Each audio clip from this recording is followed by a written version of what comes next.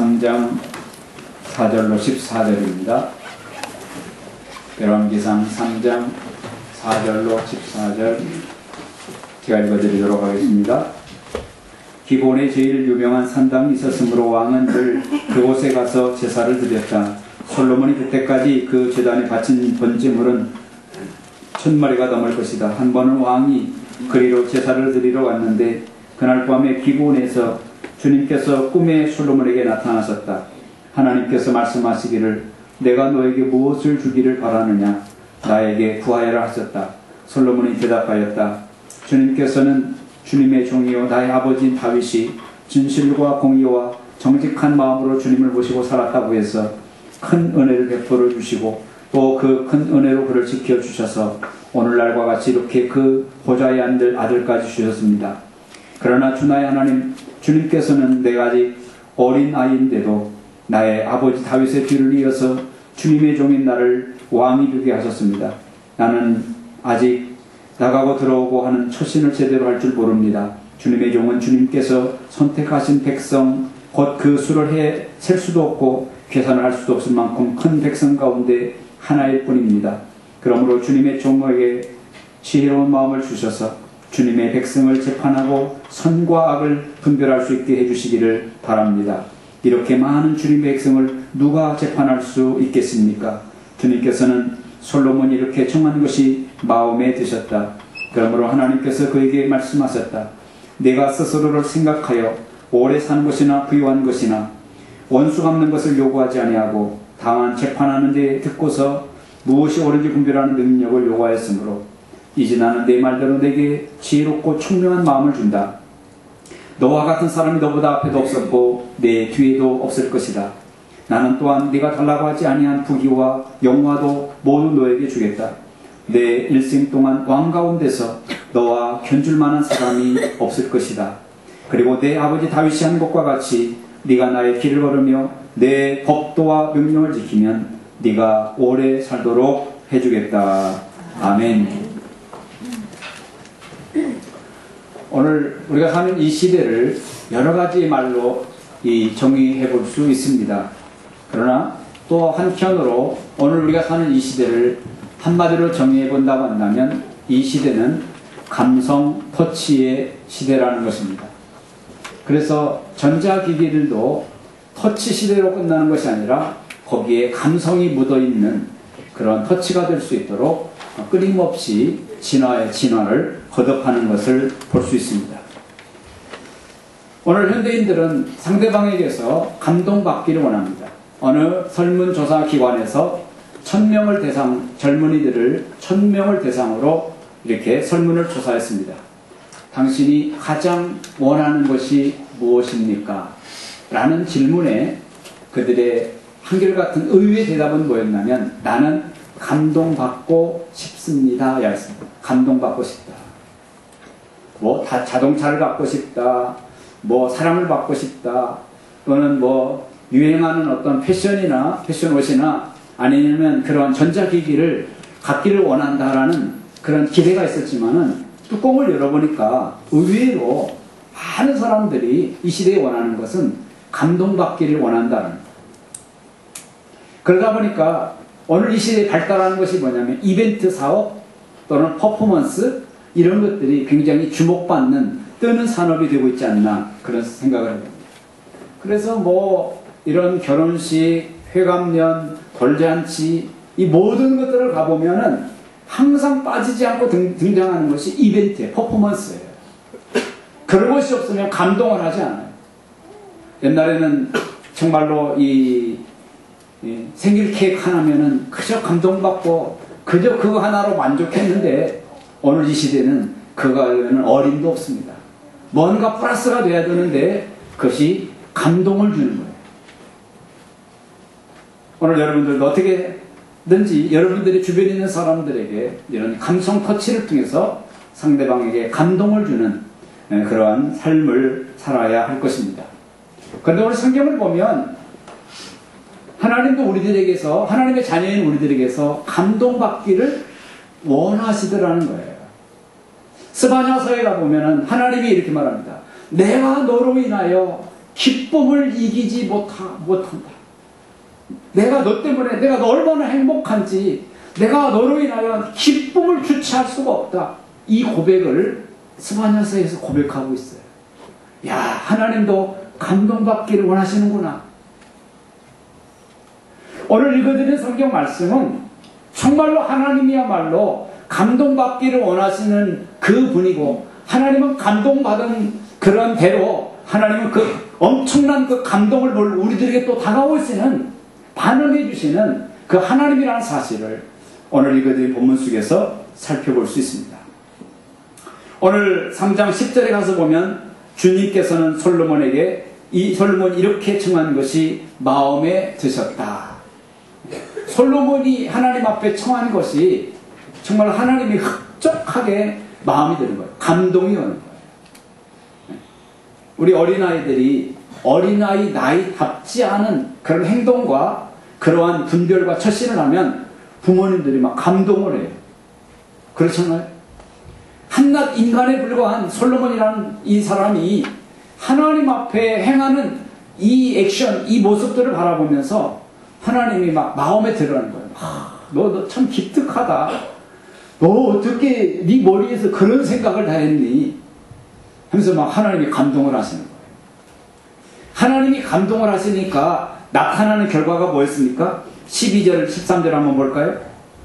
이렇게 말씀합니다. 이제 나는 네 말대로 네게 지혜롭고 총명한 마음을 준다.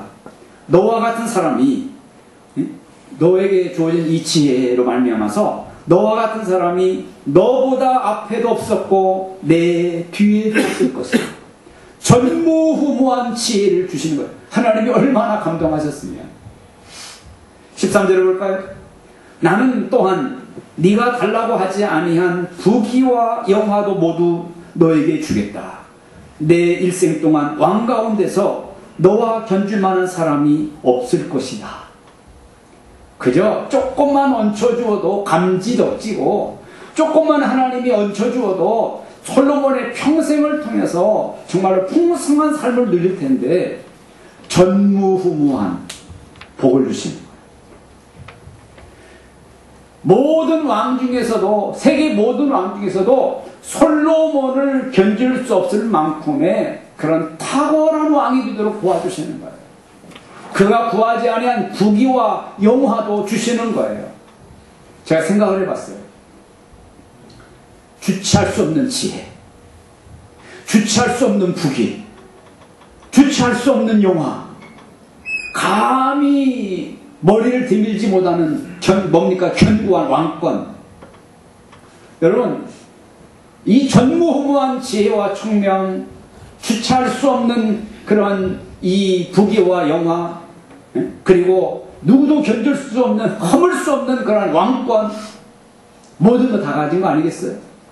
야, 이거 가지고 솔로몬의 삶이 얼마나 역동적이고 솔로몬의 삶이 얼마나 정말로 행복하고 충만한 삶들을 살았을까. 나는 여러분들이 다 그런 삶들을 살기를 주님의 이름으로 축원합니다. 목사님, 난 너무 행복해요.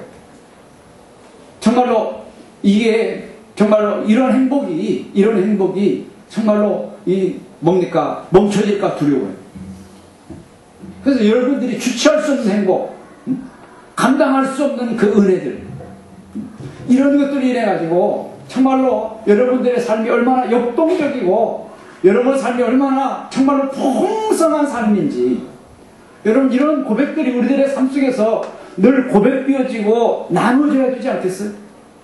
맨날 목장 모임 나누는데 목자님 저 요즘 죽고 싶어요. 뭐 이런 얘기들만 늘 나눠진다고 한다면 여러분 그 목장에서 무슨 기대치가 있겠고 무슨 시너지가 막 나타나겠어요? 막 죽고 싶은 마음이 있다가도 목장의 나눔들을 들어보면은 저 사람은 막 사는 재미가 있고 하나님께 막 축복받는 것들이 막 눈에 보여지고 막 이런 것들을 보면은 막 갑자기 막 도전이 생기고 의욕이 생기고 나도 한번 저렇게 한번 살아봐야 되겠다. 뭐 이런 것들이 막 밀물처럼 밀려와야 되지 않겠어요? 근데 목장 모임이라고 힘들게 가봤더니 다 그냥 코가 석자 하나 빠진 얘기만 하고 있다고 한다면 그거 안 되잖아요. 여러분, 정말로 오늘 저와 여러분들은 이 치열한 삶의 현장 속에서 그럼에도 불구하고 막 삶이 막 의욕이 넘치는 거예요. 막 일하고 싶은 충동이 넘치고 예수 믿는 그 이유가 뭐예요? 뭔가를 발견하고 막 거기에 대해서 막 늘 감동하는 삶을 살아가는 거예요. 여러분, 이런 삶이 우리들의 늘 현실이어야 되지 않겠어요? 솔로몬이 한번 생각해 보세요. 전무후무한 지혜, 주체할 수 없는 부귀와 영화, 누구도 흔들 수 없는 견고한 왕권, 기타 등등. 얼마나 그의 삶이 정말로 충만했겠어요. 저는 한 교회 담임 목사로서 여러분들이 하는 일마다, 여러분들이 내는 모든 일들마다 정말 이런 놀라운 그런 결과들을 만끽하면서 너무 행복하다. 이게 예수 믿는 이유고 이게 사는 즐거움이구나. 뭐 이런 것들이 우리의 목장과 삶의 현장 속에서 정말로 고백되어지고 간증되어지고 안 믿는 사람들 속에서 나를 한번 봐봐. 난 너무 행복해. 그 이유가 어디 있는 줄 알아? 이것 때문이야 라고 얘기해 줄 수 있는 그런 역동적인 삶이 저와 여러분들에게 풍성히 경험되어지고 누려지기를 주님의 이름으로 축원드립니다. 어느 때 이 일들이 가능하냐? 하나님이 감동 먹으실 때 그렇다는 거예요. 하나님이 얼마나 감동을 먹으셨으면 하나님이 한번 행동을 취하면 전무후무, 타의 추종을 불허하는, 하나님이 한번 움직이시면 우리들에게는 전무후무라는 단어가 수식어로 따라다니는 거예요. 타의 추종을 불허하는 이런 단어가 우리와 우리들의 자녀들에게 따라다니는 거예요. 하나님이 한번 우리들에게 거들어주시면 아무도 흉내낼 수 없는 결과들이 우리들에게 수식어로 따라다니는 거예요. 솔로몬 보세요. 여러분들도 이러한 정말로 기대치를 가지고 하나님 앞에 한번 다가갔으면 좋겠어요. 그러나 여러분, 우리들은 항상 원인보다는 결과에 더 집중하는 경향이 있습니다. 좋겠다. 야, 굉장하구나. 전무후무, 타의 추종을 불허하는, 야, 누구도 너를 누가 흔들겠어. 뭐 이러한 수식어만 우리들은 늘 집중하는 경향이 있습니다. 그러나 우리는 원인에도, 과정에도 집중을 해야 돼요. 솔로몬이 이러한 풍성한 결과를 맛본 그 원인이 무엇일까? 출발이 무엇일까? 그 과정 속에서는 어떤 일들이 있었을까? 우리는 그것을 치밀하게 분석하고 결과에뿐만 아니라 그 원인과 출발과 과정까지도 우리는 집중하며 한번 그대로 한번 닮아보려고 노력하는 이런 자세가 우리에게 필요합니다. 그러면 솔로몬이 이런 역동적인 삶, 이 누구도 흔들 수 없는 이 왕권의 이런 은혜들을 누릴 수 있었던 그 원인과 그 과정이 뭐였을까요?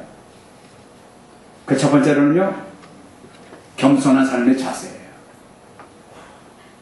오늘 하나님이 솔로몬이 너무 기특하니까 꿈속에 나타나셔서 그렇게 물어요. 솔로몬, 내가 너에게 뭐 해줬으면 좋겠니? 그랬더니 솔로몬이, 하나님, 난 하나님 앞에서 어린아이에 불과합니다. 내가 감히 하나님 앞에서 무슨 이론을 얘기하며 뭔 대단한 왕이 되었다라고 무슨 엄청난 것들을 요구하겠습니까?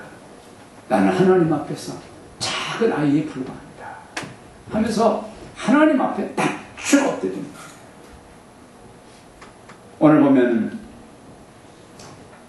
감히 사람들은 물론 아니고 하나님하고도 견디려고 하는 사람들이 너무 많고, 어떤 사람들은요, 특히 뭐 인터넷이나 이런 것들을 보면은 감히 자기 이론을 가지고 하나님을 설득해 하려고 들려놓는 그런 사람들도 있어요.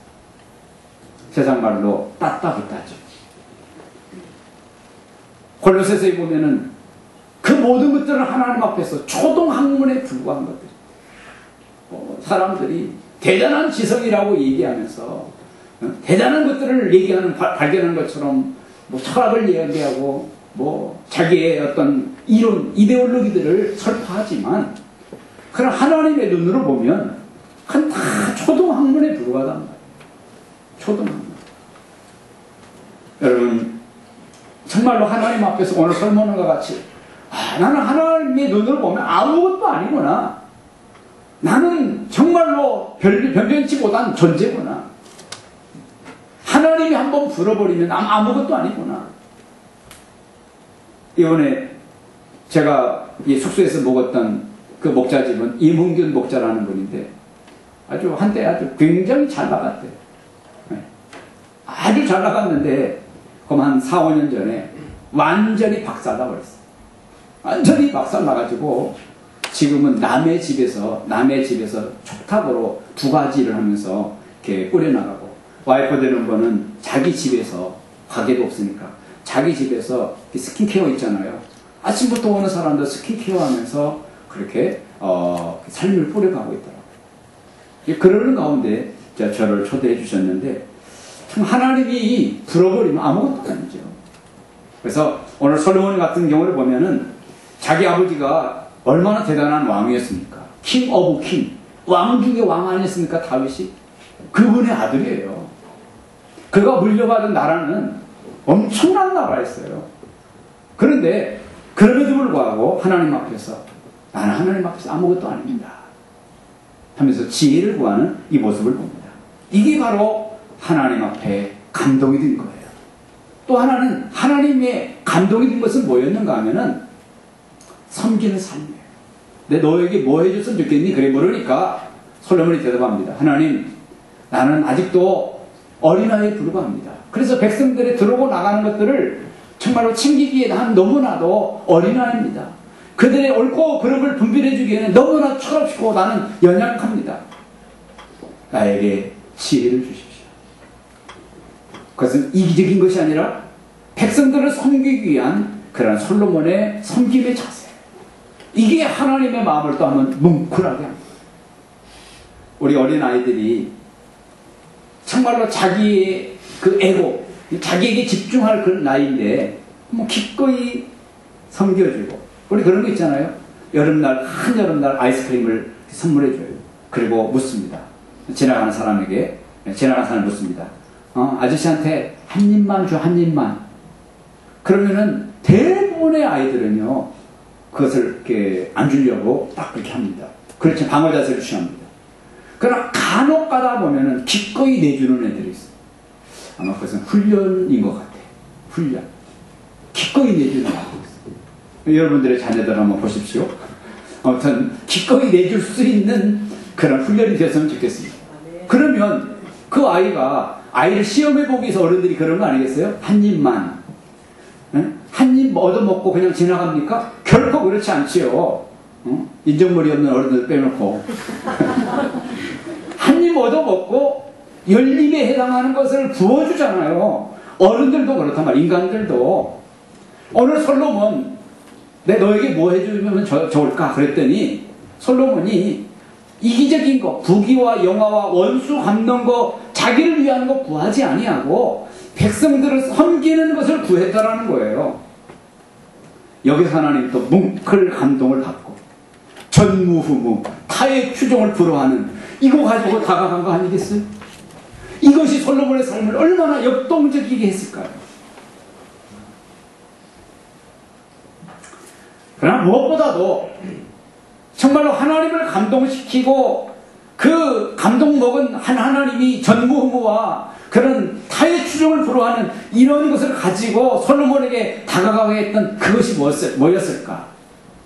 물론 여러 가지로 우리는 정말 세밀하게 살펴볼 수 있지만은 그것이 바로 하나님을 최우선시하는 자세예요. 하나님을 최우선시로 여기는 자세예요. 왕이 딱 되었습니다. 그러니까 솔로몬이 첫 번째 행했던 행동이 뭐였습니까? 양과 소 1,000마리를 몰고 기브온 산당으로 올라가는 거였어요. 여러분, 우리는 양과 소 1,000마리를 한 번도 거느려 본 적이 없고 양과 소 1,000마리를 한 번도 그 주변에서 본 적도 없는 사람이에요. 우리는 아주 오래전에 정주영 씨가 김정일의 마음을 환심을 사기 위해서 김정일에게 갖다 드리는 서산의 소떼 수백 마리를 몰고 북한을 넘어가는 장면을 우리는 중계방송으로 봤어요. 우리는 보는 것으로도 감동하고, 야, 역시 정주영이야. 그랬잖아요. 1000마리 아닙니다. 수백 마리였어요. 그런데 오늘 솔로몬은 길도 험한데 예루살렘에서 기본까지는 10km 정도 된다고 해요. 소와 양떼 1000마리. 거기다가 맨 앞에 솔로몬, 그를 호위하는 사람, 소와 양떼들을 이렇게 어거해서 몰고 가는 그 목동들 해가지고 적어도 1500, 소, 양 1000하고 그 관리하는 사람 한 500 잡고 왕의 힘차 하는데 감히 얼마나 많은 사람 따라붙겠습니까? 여러분, 1500 내지 2000의 무리들이 지금 예루살렘에서 기본 산당으로 엄청난 백성들이 한 번도 본 적이 없는 엄청난 행렬들을 보고 있는 겁니다. 여러분, 백성들이 그 모습을 보면서 그들의 머릿속에 왕에 대해서 무엇이 각인되었겠어요? 이야, 우리 왕 솔로몬은 역시 하나님 제주의 사람이구나. 하나님을 최우선으로 여기는 사람이구나. 백성들의 가슴속에 머릿속에 그것이 각인되지 않았겠어요? 여러분, 이제 몰고 갔습니다. 이제 그 소와 양을 잡고 거두절미하고 씻을 거 씻고 버릴 거 버리고 이 가장 노른자위만 가져다가 이제 번지단위에 딱 올려놓는데 그냥 대충대충 그냥 두루뭉실 500마리씩 막 산더미처럼 쌓아놓고 불을 질렀을까요? 그럴 수 없습니다. 제사법으로. 한 마리씩 한 마리씩이에요.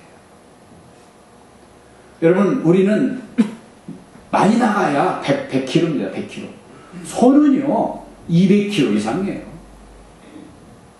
사람을 화장할 때 어린아이는 2시간, 어른들은 보통 3시간이 걸립니다.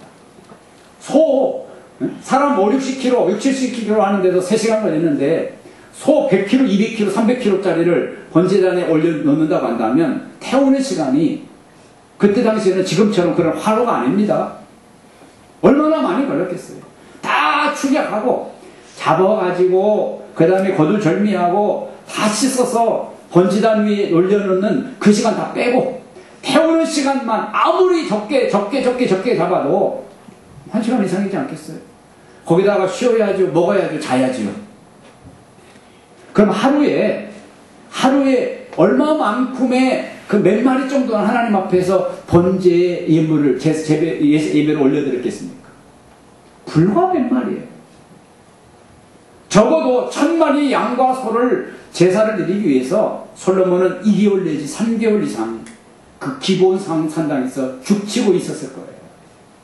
하나님이 그 모습들을 처음부터 끝까지 정말로 계획하고 기본 산당으로 정말로 그 1000마리 양과 소를 몰고 오는 이 모든 과정, 그 일을 위해서 사람들을 이렇게 충원하는 일들, 그리고 마지막 제사를 드리는 이 전 과정을 하나님 위해서 딱 지켜보는 거예요. 지켜보면서 하나님이 이 솔로몬의 모든 행동들을 전 과정을 지켜보면서 하나님 무슨 생각을 했겠어? 야, 솔로몬 너야말로 최우선순위를 나에게 두고 사는 거구나. 이제까지 어느 왕도 누구도 해보지 않은 그 일. 성경 보세요. 1000마리의 양과 소로 제사를 드렸다는 성경의 구절이 솔로몬 말고 없잖아요. 이걸 보면서 얼마나 많이 돈이 들든지 얼마나 많은 시간이 걸리든지 어떤 바쁜 일이 있든지 모든 것들을 제쳐두고 하나님께만 올인하고 하나님께만 최선을 다하고자 하는 이 솔로몬의 모습이 하나님의 가슴속에 가슴 뭉클하게 각인되셨을 거예요. 바로 이것이 하나님의 마음을 감동시키고, 감동을 먹은 주님은 전무후무 타의 추종을 불허하는 이런 엄청난 수식어를 가지고 또 솔로몬에게 다가오신 줄 믿습니다. 여러분, 찰스 휴델이라는 사람이 이런 얘기를 했다고 합니다. 우리들이 삶에서 만나는 온갖 펑크러짐과 온갖 인생의 딜레마는 시간과 물질의 부족에서가 아니라 우선순위의 선택의 잘못에서 온다는 거예요. 보면 아무리 급해도 차근하게 일단 처부터 끊게 뛰어넣어야 되는데 우리는 바쁜 때 그러지 못할 때가 있어요. 아주 힘들어서 해놨는데 이게 어긋나 있단 말이에요. 엉클어져 있는 거예요. 여러분, 먼저 해야 될 것은 먼저 하고 나중에 할 건 나중에 한다는 거. 이 우선순위를 지켜서 우리의 삶들을, 우리의 주어진 프로젝트를 풀어나간다는 것이 얼마나 중요한 일인가? 우리들의 일상에서 늘 경험하는 일들입니다.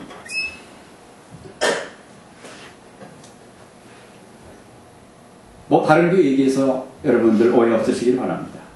이번에 저를 비롯한 10명이 휴스턴 서울교회를 다녀왔습니다. 그 세미나를 통해서 그 교회만이 가지는 그런 역동적인 현장을 목격할 수 있었어요. 예배면 예배, 목장이면 목장, 섬김의 현장이면 현장, 예배 전후에 그 식당 현장에서 있는 식당이 우리 교회 한 6배 정도 이 공간에 한 6배 정도 되는데 그 식당에서 목장 식구들이 그 이른 아침에 모여와가지고 떡을 떼며 서로 교제하고 커피를 마시고 우리 같이 예배장으로 들어가고 예배 같이 드리고 그리고 나와가지고 막 빼곡히 그 넓은 장소에 정말로 둘러앉아가지고 목장 단위로 떡을 떼고 음식을 나누고 정말로 교제하는 이 모습들은 정말로 역동적인 한 장면이에요. 그러면서 자연스럽게 드는 생각이 뭐냐면 무엇이 이 교회를 이렇게 역동적인 교회로 만들어가는가? 이 역동적인 이 일들을 가능하게 하는 동력이 뭘까? 동력이. 저희 교회도 뭐 나름 보면 참 이렇게 로데메 집에 앉아서 막 교제하고 역동적으로 오고 가고 필요를 채워주고 이런 모습들을 보면은 나름 어떤 역동성이 있어요. 뭐 지금보다 조금 더 했으면 하는 그런 아쉬움과 욕심도 있는 것이 사실이에요. 그러나 아무튼 그 교회에 견딜 수 있겠습니까? 그래서 도도히 흘러가는 엄청난 그 역동의 현장을 정말로 목격할 수 있었어요. 그러면 그 역동성을 가능하게 하는 그 동력이 뭘까? 동력이 뭘까? 여러 번 경험하는 일들이지만 첫 번째는 섬김이에요. 섬김의 자세. 그래서 가서 보면은 이번에도 2박 3일 동안 이 가정교회 평신 세미나를 섬기기 위해서 사람들이 휴가를 내고 완전히 거기에 몰두하는 사람들이 참으로 많아요. 우리 병행달 목자님, 신검수 목녀님을 섬겨줬던 그 이건식 목자님은 66세인가 67세인데 그 목자님은 290차 평신도 세미나를 섬기기 위해서 휴가를 언제 냈느냐? 1년 전에 냈다라고 합니다. 1년 전에 모든 휴가를 다 포기하고 평신도 세미나에 손님을 섬기기 위해서. 근데 그분이 얼마나 잘 사는 사람이냐면 집의 대지가 500평이에요. 3층 건물인데 한 층에서 우리 병영자 목사님 네 분이 그냥 마음껏 누리고 즐기고 왔다는 거예요. 너무 감동을 먹으셨어요. 두 분 얘기가. 근데 왜 나는 그런 집으로 저는요 이 4일을 그 목자집에서 자야 하는데 3일을 그 목자집에서 자고요 마지막 하루는 딴 집에서 잤어요. 과테말라 선교를 간다고 날 선교를 줬다고 해서 한 번도 본 적이 없는 또 다른 집에 가가지고 낯설은 하룻밤을 자고 왔어요. 뭐야 그냥 그러면서 생각하기를 내가 그런 경험을 해서 차라리 다행이지 우리 같이 간 분들이 나는 더 이상 섬길 수 없는데 내일 딴 집에 가서 자고 가시오 이랬더라면 굉장히 좀 당황스러웠을 것 같아요. 저는 그 교회에 이제 익숙하니까 뭐 괜찮았는데 아무튼 그래요. 그래서 정말로 이 평신도 세미나를 섬겨주기 위해서 1년 전에 휴가를 미리 맞춰주고 다른 모든 휴가들을 다 포기했다는 거예요. 뭐 이런저런 일들이 그 교회에서는 쉽게 발견할 수 있는 이야기들이에요. 이런 모습 속에서 그들의 우선순위가 어디에 맞춰져 있는가 명명백백하지 않아요. 이런 모습이 그 교회를 역동성 있게 하는 동력이구나 라는 거예요. 뿐만 아니라 예배 전후의 분위기도 그렇습니다. 여러분, 일부 예배를 9시가 일부 예배인데 한 400, 500명, 500명 정도 모여요. 일부 예배가. 그런데 일부 예배 9시에 드리려면은 7시, 8시 전부터 일어나서서 잠자는 애들 깨워가지고 오는 거예요. 밥도 안 먹고 와요. 그리고 한 8시 반쯤 교회에 도착하면 누군가 미리 준비해 놓은 그러한 떡이라든가 빵이라든가, 그래서 교회에서 무한정 제공해주는 커피를 마시면서 그들은 예배 들어가기 전에 또 한 번의 축제를 벌여요. 또 한 번의 축제를, 엊그제 목장 모임에서 축제가 있었잖아요. 근데 예배 전에 와가지고 또 한 번의 축제를 벌여요. 그때는 다 오지는 않죠. 그리고 예배 드리고 나와서는 또 한 번의 축제가 또 아주 거창하게 벌어지는 거예요. 그 현장을 보면 압도당할 정도로 굉장한 역동성이 보여지는 것을 볼 수 있습니다. 그러기 위해서는 누군가가 일찍 나와야 되고 누군가가 섬겨야 되고 요소요소에서 그 필요를 채워주는 사람들이 정말로 다 퍼져나오고 있는 것을 봐요. 그냥은 안 되는 거예요. 제가 저를 섬겨줬던 그 이문근 목자라는 분 내외는요, 뭘 하는가 하면은 커피 사역을 해요. 커피 사역. 그래서 커피를 대량으로 사다가 이만한 그런 커피 필터가 있는데, 거기다가 그것이 막 여러 개예요. 그래가지고 그것을 막 이른 아침부터 그걸 해서 그 필요를 채워주는 거예요. 그래서 그런 섬김들, 그런 나눔들이 있어요. 우리 성도들 이번에는 보지 못했지만 새벽 예배 때 가보면요, 우리처럼 이렇게 설교 후에 개인기도 하는 게 아니라 그런 게 없어요. 자기 필요한 시간에 와서 기도하다 가는 거예요. 그런데 가서 보면은 그 한 칸이 엎드려서 기도하는 사람들이 가득 채워져 있어요. 그런 기도하는 영성들. 또 한 주일 또는 두 주일씩 그들은 하던 일들을 멈추고 남미나 이런 데 가가지고 단기 선교하고 오는 거. 그 교회에 정말로 거대한 또 물줄기예요. 이런 것들이 그 교회를 역동적으로 이끌어가는 그러한 동력이다라는 거예요. 그런 행위들을 보면서 무슨 생각을 하는가 하면, 이 사람들의 최우선순위는 어디에 맞춰져 있는가가 역력하게 보이는 거예요. 그런 모습을 보면서 하나님은 그들에게 영혼을 보내주시고 그들에게 복을 주시고 그들에게 더욱더 부흥이라는 선물을 안겨주신다고 생각해요. 오늘 우리들 주변에는 돌아보면 간혹 하나님의 일이 우리들에게서 최우선순위가 아니라 내 취미생활에 하나님이 차선으로 밀려져 있는 이런 경우들이 너무나 많습니다. 내 취미생활을 위해서 하나님과 하나님의 일과 목장의 일은 언제든지 후순위로 밀릴 수 있는 이런 정신이라고 한다면 여러분 거기서 감동 있겠어요? 하나님 뭐 이쁘다고 하나님이 온갖 전무후무 내 타의 효용을 불허하는 이런 걸 가지고 다가오시겠어요? 어림없는 일이죠. 어떤 사람은 인간관계에 지나치게 집중하는 사람이 있어요. 그 사람, 어떤 한 사람을 위해서 모든 자기의 일상들을 다 내려놓고 한 사람에게 맞추는 사람들이 있어요. 국회의장을 했었던 김재순이라는 분이 있어요. 이 사람은 김영삼 가문의 상당히 이 가신이에요. 그래요? 김영삼 씨가 대통령이 된 이후에 이 자기의 가신 역할을 했었던 김재순이라는 사람을 내쳤어요. 그때 나온 단어가 토사구팽이라는 단어예요. 김재순이라는 이 사람 센터 사장인데 이 사람이 나는 내 모든 것들을 다해서 이 사람 대통령 되게 하는데 내 공을 다 들였는데 대통령 되고 나서 나는 버림을 당했다.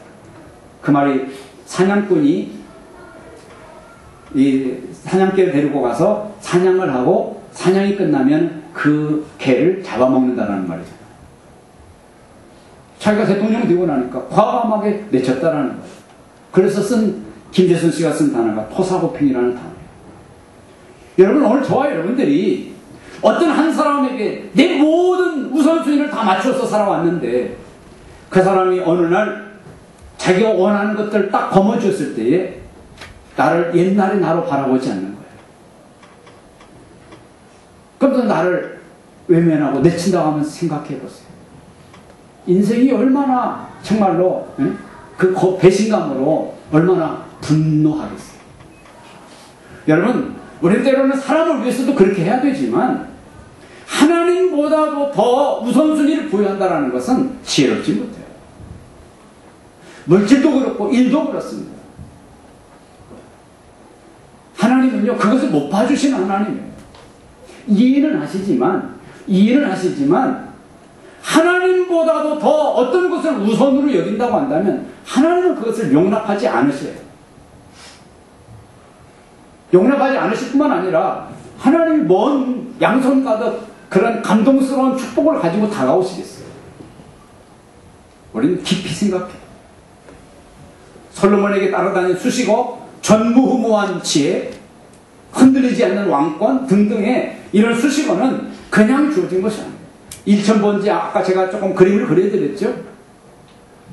우리는 이 문명의 시대 살면서도 한 번도 1,000마리의 양과 소를 거느려 본 적도 없고 그 주변에 가본 적도 없잖아요. TV에서 그 1,000마리를 본 적이 있나요? 굉장한 거예요. 이것을 통해서 솔로몬의 최우선순위가 어디에 맞춰져 있는가가 보여지는 거예요.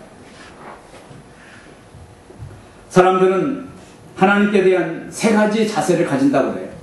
첫째로는 하는 수 없이 마지 못해서 하는 거예요. 하나님께 대해서. 사람은 물론 하는 수 없이 마지 못해서.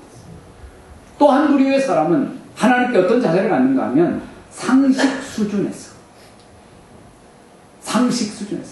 이 정도 됐으니까 하나님 이해하시겠지. 상식 수준. 또 한 부류의 사람은 어떤 사람입니까?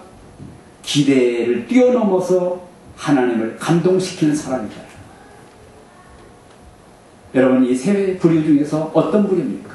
마지 못해서, 상식 수준에서, 아니면 기대를 뛰어넘는 그러한 감동. 여러분, 이 세 부류 중에 여러분들은 어디에 속합니까? 우리는 사람에 대해서도 그렇고 감히 하나님 앞에서도 우리는 세 번째 사람이 되어야 될 줄 믿습니다. 여러분, 우리는 주님 우리에게 주신 말씀을 기억합니다. 마태복음 6장 33절. 너희는 먼저 그의 나라와 그의 의를 구하라. 거기에 최우선순위를 부여하면서 시간과 물질과 일과 모든 에너지를 거기에 최우선순위로 부여하라는 거죠. 그리하면 이 모든 것을 너에게 더해 주시리라. 여러분, 이것이 여러분들의 고백이요 간증해 주시기를 주님의 이름으로 권면합니다. 기도하겠습니다.